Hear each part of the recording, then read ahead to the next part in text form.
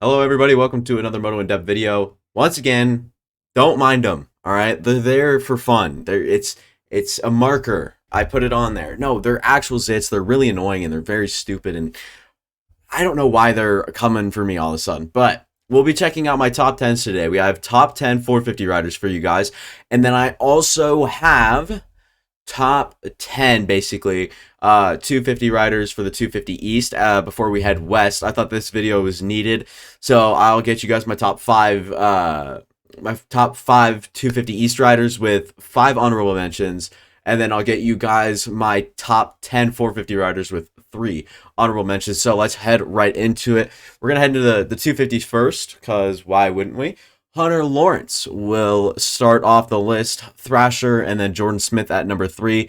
A lot of people can argue Deegan could be in this spot, especially considering the point standings and how he finished last weekend. But truly, Jordan Smith's probably just an overall better rider. People are so quick to say Haiden is 17, a rookie and learning, and I completely agree. You have a seasoned veteran, Jordan Smith. Last week's controversy behind, I think Jordan Smith was probably a little bit faster and a little bit better position to podium and get that heat race win than Haiden Deegan, depending on the start that Jordan Smith could have gotten in that main event race. I think the top 3 very, very subtle, very easily done. And then we head to the number 4 and 5 with Haiden Deegan, who was in 5th last time I did one of these videos, and now is up into 4th. The Star Boys going 2, 3, and 4 is pretty good, but just can't quite get the beat on Hunter Lawrence. But they've got the beat on Jeremy Martin. I have Jeremy Martin at 5. I don't think that there's really anyone else that's out there for that spot. Jeremy Martin, very solid rider. Can't really wait to see what he does this outdoors. It's going to be really, really exciting in my opinion. A lot of riders should stand out in this, the motocross season. I keep looking over, and dude, it's going to be smaller because of the way I edit these videos, but can't get over the pimples. And then in the honorable mentions, Max Anstey, arguably a top 5 guy here, but recently hasn't really been on it. Tom Vial is really good. Still learning. He needs to figure out those whoops. First things first, Chris Bloss has been riding a lot better recently, and then Park and Shock. Colin Park's pretty good, and Cody Shock also on that Phoenix Racing Honda team. I think it's Phoenix Racing. So yeah, looks pretty good. I mean, we've got a lot to go through with these 450 riders, so I think that we can just transition right over into the 450 part of this video and start with number 1, Chase Sexton. I know a lot of this is up for controversy. Where is Eli Tomac? Where's Cooper Webb? Cooper Webb is the points leader. It's not about the points leader. This is more on just like as racers. And I think that if Chase Sexton can put everything aside like he did last week, he showed great speed, great passing points, great patience, great non-mistake making. We saw a lot of promise out of Chase Sexton last week, and I think if you do that every week, he is the best rider in virtually every category. Here at number 2, Cooper Webb. He was number 3, but right now he's just riding too consistent to not be number 2 here. Eli Tomac kind of up in the air. He had a really good ride last week, so all things considered. He said he wasn't quite 100%, but he'll get there, so maybe Eli Tomac moves up to 2 or possibly even 1 by the end of this season. Cooper Webb, same thing, can move down to 3 or even up to 1 by the end of the season, depending on how Sexton can kind of finish, the season and whatnot. 2 very good riders in Cooper Webb and Eli Tomac, and I think it's very close. You can even say 2A and 2B, but if I was going to have to pick one to be number 2, it's going to be the points leader and the guy that finished in second this last main event. Give me Cooper Webb at number 2.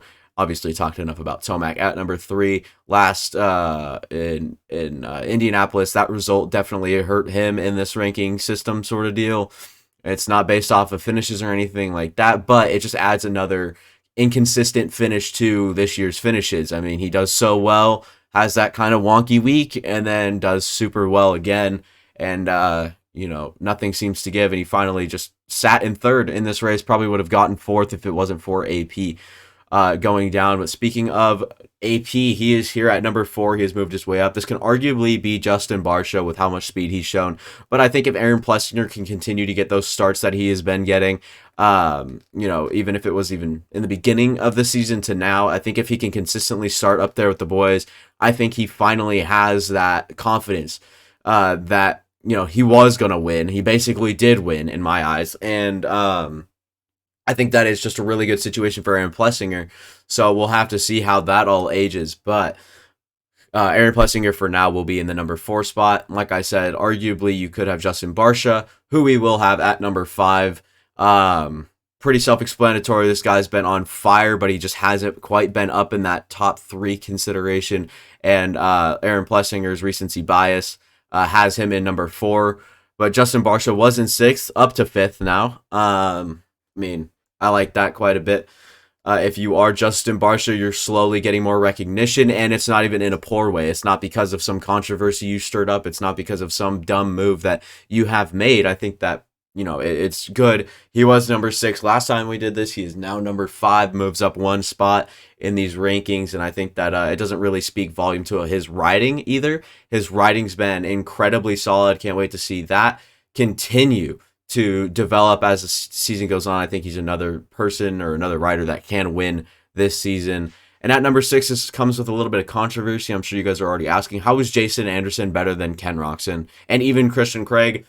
Last week's heat race kind of speaks for itself. Really good showing from him. And I truly believe if he were to start top 3, he has as good a chance as anybody on the right track, if he's feeling it, that he can win, not easily, but with little to none surprising, factors. I think that the way that he's ridden this season hasn't really translated to where he's at as a rider. And I think that on that Monster Energy Kawasaki racing team, I think that he's got one of the better chances to be a winner the second, stint of the season that we're on now, with all these different guys going to be able to win. Even though we just got the podium that we've seen for the rest of for the first half of the year, Chase Sexton, Cooper Webb, and Eli Tomac. But Anderson, I truly think that he's going to be there soon on that top step, or even on the podium, and maybe even a top 5. I mean, that's pretty much a podium in this 450 class right now. But 7 and 8 continue to be Ken Roczen and Christian Craig. I don't think too much really needs to be said about those two.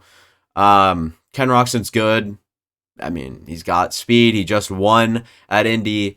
I just can't get myself to jump him over a guy like Barcia, who is clearly faster than him, despite being a great racer. So, veteran, so right-minded with Ken Roczen. I think just 7 kind of, where I'm at with him right now. It could be the same thing with Jason Anderson, where it's 6A and 6B, as it is with Cooper Webb and Eli Tomac at 2A and 2B. You can even have, all those guys 1A, B, and C with Chase Sexton, Webb, and Tomac.